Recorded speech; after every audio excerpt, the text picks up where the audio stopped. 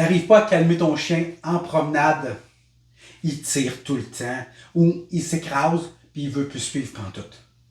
C'est probablement parce qu'il est stressé ou il est anxieux, ou il a peur. Tu peux éviter ça en lui redonnant confiance et en le rassurant. Dans cette vidéo, tu vas découvrir les 3 étapes faciles pour redonner confiance à ton chien et le rassurer. Je m'appelle Sébastien Beaupré, je suis intervenant en comportement canin.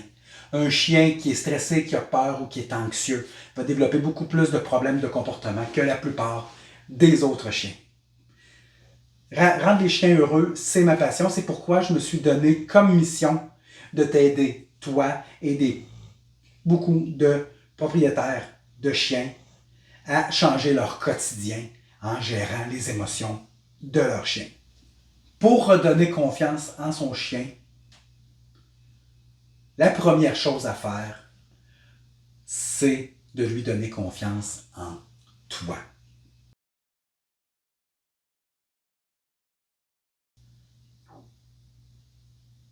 Quand il vit une émotion, son premier réflexe, c'est d'aller vers toi.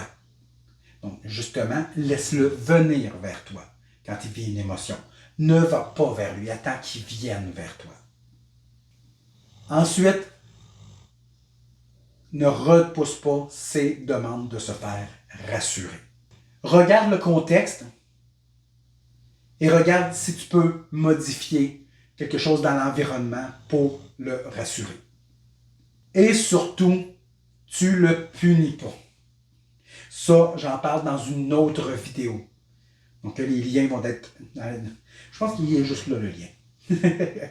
Donc, tu pourras aller voir cette vidéo sur la punition.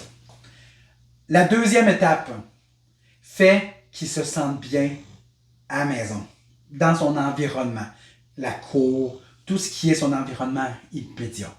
Assure-toi qu'il se sent en sécurité dans ces endroits-là. Ce que tu peux faire, c'est que tu peux lui laisser un endroit, un refuge où il va et tu le laisses dans cet endroit-là lorsqu'il veut y aller. Aussi, tu le laisses explorer. Il va faire ses expériences de lui-même. Tu peux le guider, mais ne lui dis pas ce qu'il doit vivre. Laisse-le vivre ses expériences. Il va avoir beaucoup plus confiance en lui, il va être beaucoup plus indépendant si tu le laisses faire ses expériences. C'est très important. Donc, laisse-le explorer. Ce que je disais, c'est il va apprendre de lui-même. Donc, si par exemple, il voit quelque chose de nouveau dans son environnement, ça se peut qu'il se mette à japper. On ne le punit pas. Donc, on le laisse faire ses expériences. Et, comme j'ai dit, premier réflexe qu'il va faire quand il va voir quelque chose qui va lui faire faire une émotion ou où il ne se sentira pas très à l'aise, son premier réflexe, c'est de venir vers toi. On revient à la première étape. Donc, il va avoir confiance en toi. Tu vas le rassurer, tout simplement. Surtout, on ne lui dit pas non ou on ne se fâche pas après parce qu'il jappe quand il est en train d'assimiler quelque chose de nouveau. Pourquoi? Parce que répondre de façon agressive ou de façon genre fâchée, ça va juste dire au chien, OK, donc si mon humain est fâché parce que je réagis à ça, je suis fâché à ça, ça va valider le fait que, oh, c'est une menace ça. Donc, il va avoir encore plus peur de cette menace-là. Il va lui-même évaluer si cette menace-là est une vraie menace ou si ça n'est pas une. Donc, si tu le rassures, il va l'apprendre de lui-même que, ah, OK, c'est pas à nous à lui dire. Troisième étape, une fois que tout ça, que les 2 premières ont vraiment, on sent qu'il se sent bien, qu'il se sent en sécurité, là, on peut commencer à le faire explorer le monde extérieur. On commence par le petit voisinage, où on peut carrément aller dans un endroit qui n'est pas trop achalandé. On y va de façon progressive.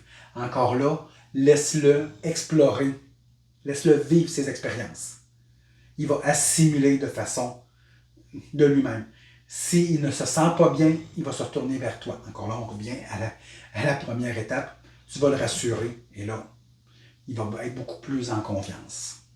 mais il va faire ses expériences de lui-même, ce qui va être bénéfique pour sa confiance.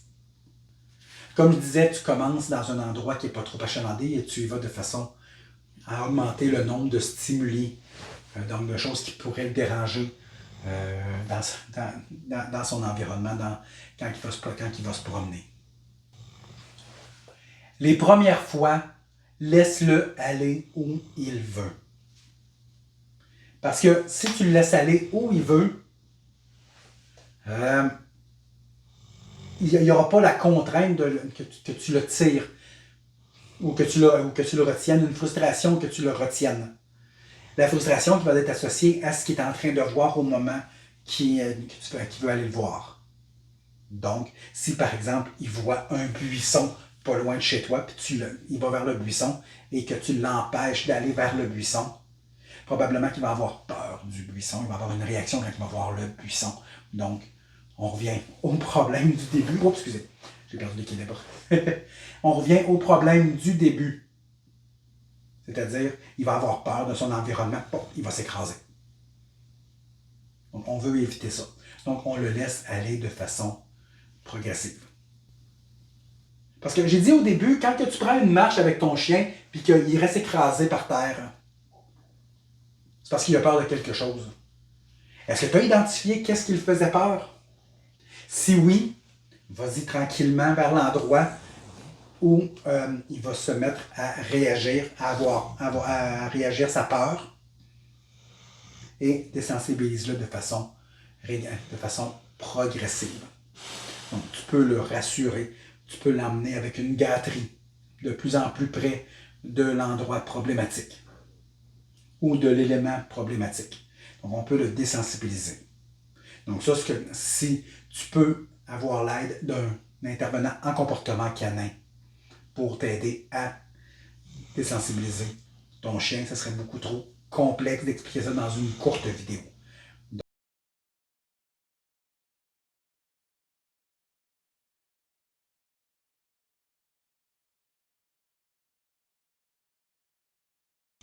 Toutes les étapes, là, ça peut se faire en une journée ou deux. Là. Il faut pas dire que ça va se prendre une semaine, ça se fait très rapidement. Ça peut se faire même dans la même journée, tout ça. Ou du moins se rendre à la troisième étape. La première et la deuxième étape peuvent se faire dans la même journée. Surtout, tu ne sautes pas d'étapes. Fais les étapes dans l'ordre. Ton chien va t'en être reconnaissant. Quand tu fais ces trois étapes-là avec un chiot, c'est très, très, très rapide. Tu vas voir, si tu viens d'adopter un chiot, tu vas trouver ça très, très, très rapide. Tu vas passer aux trois étapes. Justement, j'en parle dans une autre vidéo, le lien est juste là, sur comment socialiser son chiot dans des lieux publics. Si tu es intéressé, tu peux aller voir mon autre vidéo. Le lien est juste là. Donc, je résume. Les trois étapes pour socialiser son chiot, pour l'aider à lui redonner confiance et le rassurer, c'est, premièrement, donne-lui confiance en toi. Fait qu'il se sente en sécurité dans son environnement immédiat, chez toi, par exemple, et dans la cour arrière. Et ensuite, laisse-le explorer de façon autonome le monde extérieur, mais de façon progressive. Parce que si ton chien va assimiler de façon, il fait ses expériences de lui-même, il va être beaucoup plus indépendant, il va être beaucoup plus en confiance avec lui et il va pouvoir voir le monde autour d'une vision beaucoup plus joyeuse. T'as aimé la vidéo? Clique sur j'aime, laisse-moi un commentaire, partage la vidéo, abonne-toi à ma chaîne YouTube, viens me rejoindre dans mon univers, dans le Club des Nobles Canins et sur ma page Facebook. Aussi, télécharge totalement gratuitement, ça t'engage absolument à rien, mon e-book qui s'intitule Comment modifier un comportement de ton chien sans le punir. C'est un must quand on veut éduquer son chien pour qu'il soit bien et heureux.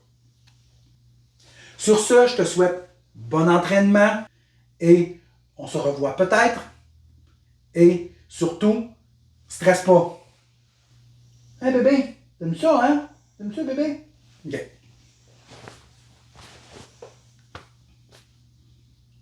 Papa, il est-tu bon?